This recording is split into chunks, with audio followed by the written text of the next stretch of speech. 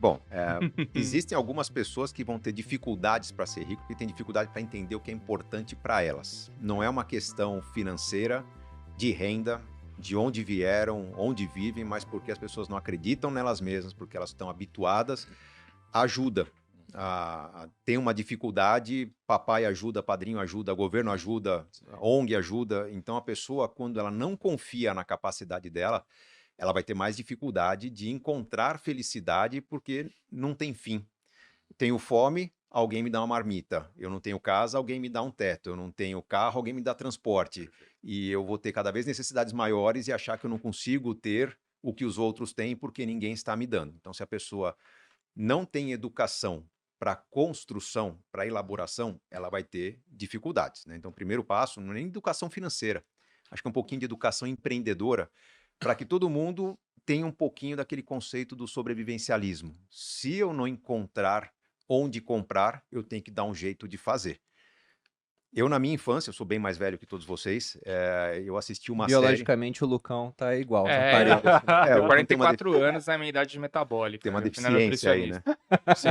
Mas tem uma galera mais velha que assiste aqui o Primocast, que ouve o Primocast, que com certeza tem dos meus 50, os meus 49 anos ou mais, ouviu falar ou assistiu uma série que eu assistia lá atrás, os Waltons, né? Uma série americana, não sei nem se é boa, eu era criança quando eu via, mas eu achava muito louco que esses caras viviam no meio do mato e os caras faziam tudo. O cara pegava o serrote, cortava madeira, fazia a mesa, caçava, desossava o bicho, assava. Puta, eu queria um encantamento por aquilo, que eu imaginava que se minha vida eu não tivesse emprego, eu ia viver que nem os Waltons. Cara, eu ia me enfiar no meio do mato e ia fazer minhas coisas. Meio Robinson Crusoe também. O Brasil é muito generoso em termos de terra, clima, fertilidade. Você plantar qualquer coisa no fundo de casa, vai dar. Nós temos clima e solo para tudo. As pessoas não se mobilizam para isso. Tá? Eu não consigo entender como que mesmo numa comunidade, mesmo aquela dificuldade que passa o esgoto atrás da casa da pessoa, a pessoa não consegue mobilizar para aproveitar esse esgoto, uma compostagem, um tratamento e fazer uma cozinha coletiva, né?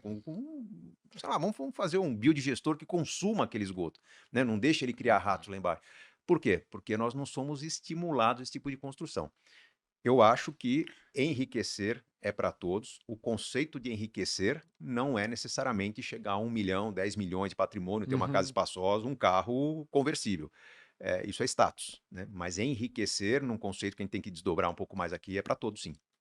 Mas será que enriquecer também não tá ligado a um pouco de o cara ter um talento, uma predisposição?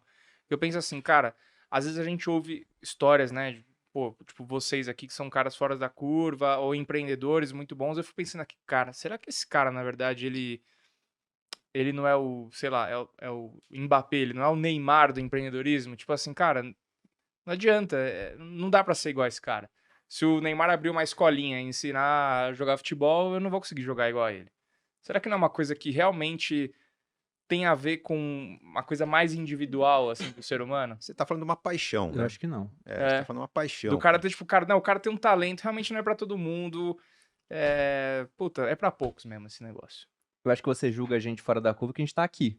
Mas quantas pessoas mais inteligentes só não estão aqui e você não conhece, não acha que é fora da curva? Aqui do ponto de vista financeiro a gente teve sucesso. Mas até voltando à primeira pergunta, enquanto o Cerbasi respondia, e dando também a César o que é de César, você falou dos livros que mudam a vida das pessoas. O primeiro livro de educação financeira nacional que eu li foi o Casais Inteligentes Enriquecem Juntos. E durante um tempo, toda a namorada que eu tinha, eu dava o livro pra ler. E eu já identificava de cara o perfil também na pessoa. Falava, ih, gastadora, né? Isso aqui não é pra ser sério, então. Aí vi poupadora. Então isso aconteceu de fato, porque eu achei um baita livro. Durante muito tempo, o Cerbasi foi uma referência. Até hoje é um orgulho ter você aqui com a gente, também na Finclass, né? Vai sair a aula. Mas voltando a essa questão da riqueza, enquanto o Cerbasi respondia, eu tava pensando no que é ser rico hoje. Porque pra muita gente, pensa assim, eu sou classe média, então não sou rico. Rico é o meu primo que tem um carro na garagem, um carrão, uma casa de praia. Ele é rico. Só que se a gente volta lá atrás, né, comparando a humanidade de hoje com a humanidade do passado, não precisa voltar muito no passado não, você volta 100, 200 anos, qualquer família de classe média hoje é muito mais rica do que famílias riquíssimas lá atrás, pensando no que eles podem conseguir pelo dinheiro que eles têm. Uma vez a Forbes ou a Fortune, não lembro agora, lançaram um ranking com as pessoas mais ricas da história da humanidade. E lá eles colocaram Cleópatra, Júlio César, pessoas que dominaram porções gigantes do mundo conhecido naquela época. E colocaram também bilionários americanos, como por exemplo Rockefeller, o Carnegie, que fez fortuna com aço, e corrigiram o patrimônio pela inflação. E dentro dessa lista atualizada, o Rockefeller era o número 1 da lista. Então ele estava à frente do Júlio César, por exemplo. E um detalhe interessante, o Rockefeller não viveu há tanto tempo assim. Ele morreu durante o século XX. E ele era o homem mais rico dos Estados Unidos, na lista era o homem mais rico do mundo, sendo que durante quase toda a vida dele, ele não teve energia elétrica. E não porque não havia sido inventada, né? Não tinha energia assim pelas cidades. Até havia, mas o principal produto dele era querosene para iluminação pública. Então, energia elétrica disruptaria o produto dele. Então, ele voluntariamente não usava energia elétrica, falando, esse negócio é muito perigoso, é muito melhor ter querosene em casa, assim, em grandes quantidades. Né? Aí, depois de um tempo, ele se deu por vencido. Ele viu, não tem como, vou começar a usar energia elétrica. Mas pensa que esse cara, ele tinha uma casa sem energia. Hoje as pessoas, até humildes aqui no Brasil, uma grande cidade, têm energia elétrica. Ele não tinha acesso à informação que a gente tem. Na verdade, um jovem hoje, numa periferia mais com celular e acesso à internet, tem mais informação na mão dele do que o Bill Clinton quando era presidente americano. Então, em vários aspectos, a humanidade está rica. Quanto mais para trás você volta no tempo, mais claro fica isso, pô. Hoje você tem muito menos gente morrendo de fome, ainda tem, infelizmente, comparado a qualquer outra época da humanidade. Talvez não a 2019, né, antes da pandemia. Mas você volta longos períodos no tempo, a gente já tá rico. Esse é o ponto. Só que riqueza você tem mais dinheiro que seu cunhado, né? Então mais que o vizinho, né? Exatamente. A gente tá rico, mas a minha grama não é tão verde quanto a do meu vizinho. Agora, a gente já tá assegurando o primeiro degrau da pirâmide de Maslow, tá praticamente assegurado. Agora é continuar vendo o restante da pirâmide, digamos assim. E tem um lance de entender a riqueza também, não apenas como posses, conquistas, mas sobre você ter abundância daquilo que é importante para você.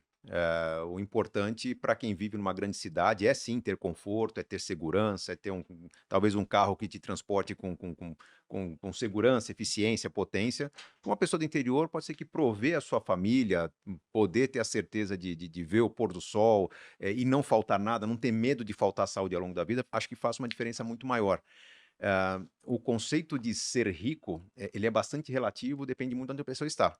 E eu vou voltar ao ponto da pessoa ter predisposição para aquilo ou não. Né? Vocês citaram jogadores de futebol, Neymar, Mbappé, foram descobertos logo cedo, grandes talentos e, de certa forma, foram apresentados a oportunidade de desenvolver esses talentos. Né? Imagino que se Neymar tivesse sido convidado para engraxar sapatos, né? Ou para ser, de repente, ajudar um professor e se tornar um educador, talvez não teria desenvolvido seu talento.